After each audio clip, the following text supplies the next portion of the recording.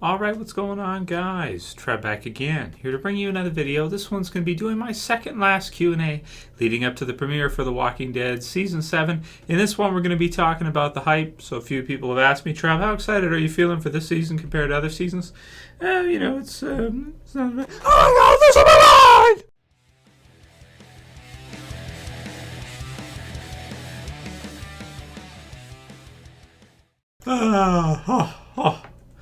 It's good stuff. It's good stuff, man. Oh, one more day, dudes. One more day. Oh my god, there's only one more day left. Oh god. It wasn't that long of a wait because we had fear and stuff, but oh man, after the cliffhanger and everything, I almost can't believe, I can't believe we're here. I can't believe the now is the now. We got one more day. I'll do one more Q&A tomorrow. And then, of course, all the goodness that's going to come from The Walking Dead Season 7 with tons of videos every week and reactions and reviews and predictions and all kinds of stuff. Man, it's like Christmas. I'm just so excited. So, the first question for this one was, do I think that this will be the biggest episode ever? Is it the most hyped ever? So for me as a viewer this year, every year is pretty hyped. This year, after seeing the Right-Hand Man sneak peek, I felt like, oh my god, this is a pretty goddamn hyped premiere. So we'll see how people react after Sunday night's episode, getting to see huge death and everything. I think everybody's going to go nuts, and I think it'll be the biggest episode ever. So I think this is the most hyped season ever. And I kind of say that every year, but I would say that this season I do feel like, just because of the circumstances, because Negan's showing up, if you're a fan of the comics and you know who Negan is, I think this is the most hyped season ever. So we'll see. I'll let you guys know how it does. Can it surpass? The big question is, can it surpass the peak of the series right now, which is the season 5 premiere, No Sanctuary? That was the biggest episode ever with 17.29 million views, and we will see. I'll let you guys know next week, probably midweek, Wednesday, Thursday-ish, if the season 7 premiere, the day will come when you won't be, is the biggest episode of The Walking Dead ever. Could it top 20 million views? I wouldn't be surprised, but we'll have to see how it goes, guys. My God, I'm excited. I'm a little excited, just a little bit excited. Oh yeah. Richard Jennings 1234 said, "Hey Trev, I have another actor character prediction. Since The Strain is having their last season next year, do you think it could be possible for Kevin Durand to play Beta? He meets the physical characteristics for he is 6'5". He'd be really good. I know he was one actor considered for the role of Negan, and he is a big fan of the show as well." Great question from Rich. Yeah, he was originally rumored to play Negan in season 5, and we all thought he was going to play Negan, and he may have even read for the part. I don't know. He may have been somebody they were looking at, but it looks like to me with The Strain, he probably. I don't know if Jeffrey Dean Morgan was selected over him. I don't know all the details about what happened with the casting and all that. We do know that Henry Rollins read for the part. We don't know about Kevin Durand, but he is an awesome actor. I love The Strain. The Strain has been fantastic. I unfortunately have fallen behind it again with all the Walking Dead craziness, but this season, but it is coming to an end next year, so we'll see. But I think he would be a great choice to play Beta. Absolutely. He's really good, man. He's a great actor and everything, so that would be wicked cool to see him play Beta. I hope so. It's a good call. Next one's from Zasmanreviews. He says, Trev, Q&A question. My question is, how many seasons do you want Negan on the show for? Maybe 3 or 4? Do you think the show could kill Negan off and still continue with the Whisperers, or that new group Eugene is talking to, who might turn out to be villains after the Whisperer War in the show too? So yeah, we're going to have to see what happens with Jeffrey Dean Morgan. The only thing that worries me about him is that he's so good that he's always in demand. Like, he has other projects he's working on. He has a movie I think he's been working on this year as well too, and he was in Batman v Superman as Thomas Wayne, and then you had Lauren Cohen, Maggie as Martha Wayne, which is kind of cool. And, we'll have to see, because he has a lot of opportunities to come his way, I feel like. So we'll have to see how long he wants to stay in Walking Dead for. But I love what I'm seeing from him already. He pays attention to the fan base. He knows who a lot of us are online. He at least knows the Spoiling the Dead fans enough to comment on them, which, you could take that as a negative thing, but you could also take it as a positive thing that Negan knows who they are. That's pretty cool. You know what I mean? Like, I'm a little bit jealous. That's pretty cool. I'll be honest here, right? And despite how he feels about you, if he knows who you are, that's wicked. So I like the stuff he said about growing up with a bat in his hand, and just, he knows what to do. He's doing all the right things, and, he's going to be awesome to see as Negan. Hopefully he can stay for as long as possible, and we get, up to season 12, and he's still interested, and he's still in the series, and he still likes it. I personally think no matter how many roles he's had, I think this is the biggest role of his career. And that's just coming from me because having read the comics, knowing the character, knowing how much awesomeness is set up for him in the comic book storyline, I think he's really going to like this role. And this could go down. Basically, I think what we're seeing here is we're seeing kind of the formation of another iconic comic book character that you could put up there with some of the big Marvel and DC characters. Like you have Rick Grimes, who is pretty much the biggest zombie apocalypse survivor with Image Comics now. And I feel like Negan coming in is going to like solidify Negan's position as one of the biggest villains in all of comics, not just in TV, but and it's going to be huge. So I think for him, it's a huge role, and I'd like to see him at least 5 or 6 seasons, but we'll see how it goes. If he gets tired of it, they could always kill him off sooner, even though I hope that's not the case. Because I want to see more of his comedic side, and so far we've been seeing a lot more of his kind of more serious side. The comedic side may not work as well in the TV series version as it does in the comics, so that may be why. Sailor Diva also asked again, Trev, will you be doing a live viewing reaction of the premiere? The answer is yes, I will be. I will be doing my live reaction with you guys so you can see it, and the review and everything else afterwards. Somebody asked me as well, Trev, did you check out the new Walking Dead Surrounded video? And I did. I've seen it. It's pretty cool. I've gone through it a few times. You can go left and right. It's on AMC's page, and like the zombies are all coming in at you. It's pretty cool, but it's kind of scary, and I don't like to watch it. I guess I'm probably not going to watch it again because it's just everything coming at you. It's kind of scary, to be honest, because you can't do anything. You just sit there. It's like, I want to move somewhere. I don't want to just sit here. I'm going to get eaten. Oh my God, Nicotero, what have you done? We're just set up to be lambs to the slaughter. Next one's from Ben Cariz Annie. He says, would it make more sense for Rick's group to flee rather than put up with an oppressive, murderous dictator who takes half their stuff? Going back out on the road and looking for a new home couldn't possibly be as miserable as living under Negan's control would be. And that's a great comment or question from Ben for everybody. You guys can write your comments below on what you think about this. For me, here's what I think.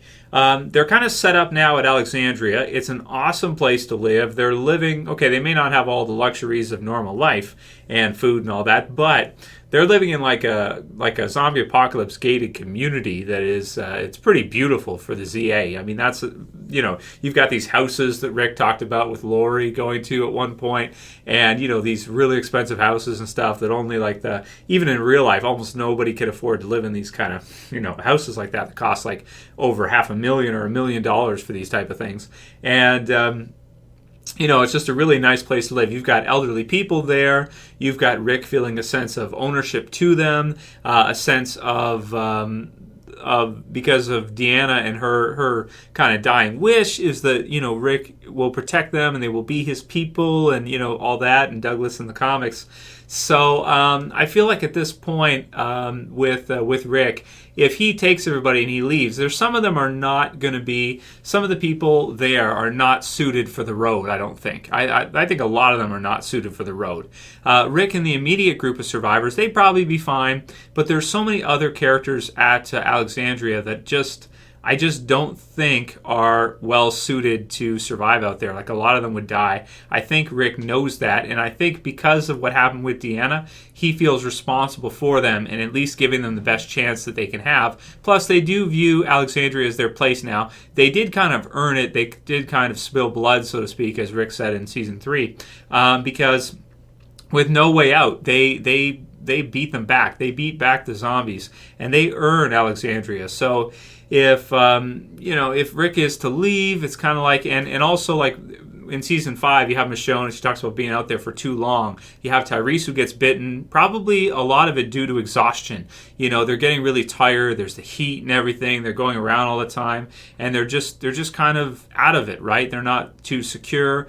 Eventually, I think everybody wants to have a place to call their own. They have that with Alexandria. Yes, the Saviors and Negan are extremely dangerous, probably more dangerous than just some zombies on the road, but they could run into other groups on the road. There could be all kinds of other things. For it to come down to it, I feel like Rick feels responsible for those people, and as a result, he probably knows he can't take them out. Plus, there's Judith and stuff like that. It's never easy to have on the road, and so that's kind of what I'm thinking right now. And there's so many people, too, in Alexandria compared to what it was before.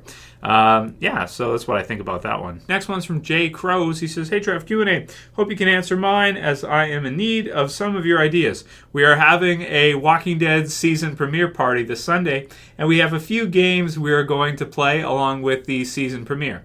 One game was to put all the name of those in Negan's lineup in a hat. Everyone draws a name from a hat, and whoever meets Lucille will win a prize. The other game is whoever can guess the number of zombie kills or closest to will win a prize. We bought a few Funko Walking Dead pop figures, but hoping you can suggest or think of a few more games for Walking Dead season premiere that would be fun but wouldn't ruin the show. Thoughts? Maybe you can make a separate video and see what other people's ideas are. Thanks and keep up the great work." So you guys can write your comments below. Walking Dead premiere drinking game. What do you guys think Jay should do? I'll go with one. Here's one I got for you, Jay. Is every time Lucille cracks down on somebody, every time you hear a thud when Lucille hits somebody, you all take a shot. Just make sure you have a couple of designated drivers, because there could be quite a few thuds, meaning quite a few shots. So I'm talking every time he connects with Lucille. So if he just cracks down once and he kills somebody, that's it. Except it's based on what we saw in Right Hand Man and kind of the brain matter and stuff. It's probably going to be quite a few. So there's my drinking game for you, but everybody else, write some ideas below. What do you got for Jay that he can do with his party? Sounds like it's going to be a fun one, Jay. I hope you guys enjoy it, and I'll be with you in spirit, so enjoy, man. Next one's from Radical Zed, and he says, or Z, in Canada we say Zed, if you didn't know that. But let's say Z, let's keep it American. Trev, do you still think Glenn finding the Polaroid pics of Lucille victims in Season 6, Episode 12, Not Tomorrow Yet, was still foreshadowing his demise? Yeah, kind of, but the thing is Gimple messes with us so much, right? So there's that one. Some people think the orange crush, the fact that, they got the orange crush and you have Abraham and he's got like the, ginger, orange, red hair stuff means that he's going to get smacked. You can even go that way with Daryl as well, too. There was quite a bit of some interesting scenes with him and Always Accountable, and I thought maybe they'd be killing him off at the end of Season 6. So, yeah, you can go that route if you want to. I still feel like, that's an iconic part from the comics. So we'll see. I just can't wait. It's gonna be awesome premiere. Swagmaster 2000 says, "Hey Trev, my question is, when do you think Negan will shave that shit?" So I don't know if he's gonna, man. Maybe second half of the season, maybe season 8. We'll have to wait and see. But I was looking at the comic book series version of Negan. He doesn't look that much like Jeffrey D. Morgan. The smile's there, definitely. But the hair is quite a bit different, and definitely the beard is quite a bit different as well, too. So that's what it is. And the last one will be from Steven Spielberg. No, Dave, just somebody with a name. Role players and stuff. You guys know how it is. Do you think we will see a more concentrated story on Negan and his saviors throughout Season 7? Also, what do you think of Rick possibly going bald in Season 8? So I don't think doesn't Rick just shave his head? I think that's what's going on there. I don't think I gotta think to the comics. I think he mostly shaves it down. He certainly looks like Douglas from the comics, but I think that'll be a few years, maybe like Season 9, Season 10, till we see that. It'll be cool to see, though, when he eventually does change the look. I remember when he shaved, the epic beard from Season 5 off, and everyone was talking about that. It's funny how much we talk about facial hair. Walking Dead. Concentrated story on Negan and his saviors throughout Season 7. Yeah, I think so. I think we're going to see a lot of concentration on Negan and the others. But a lot of the stuff with our actual survivors should be fresh, because we didn't see almost any of it in the trailers. So that's kind of one benefit this year, is that when we get to see everything in the episodes, there's going to be a lot of stuff that we haven't seen even, sneak peeks for or anything, because it was all focused on the saviors and other characters, not our core 11 that are in danger right now. So or Carol and Morgan or what have you. So pretty cool, man. And that'll be it for today's Q&A, guys. We got one more. I got time for one more tomorrow. One more hype video. Let's get hyped. We were waiting for this for a long goddamn time. We've made lots of videos. We've talked about it all summer. Finally, one more day, and we're here tomorrow night. So enjoy the hell of it, guys. I'll see you back soon tomorrow. As always, it's Trev, and I'm saying peace. Later, guys. See you soon. Excited. A little bit excited. Yeah, it's cool. It's not that big.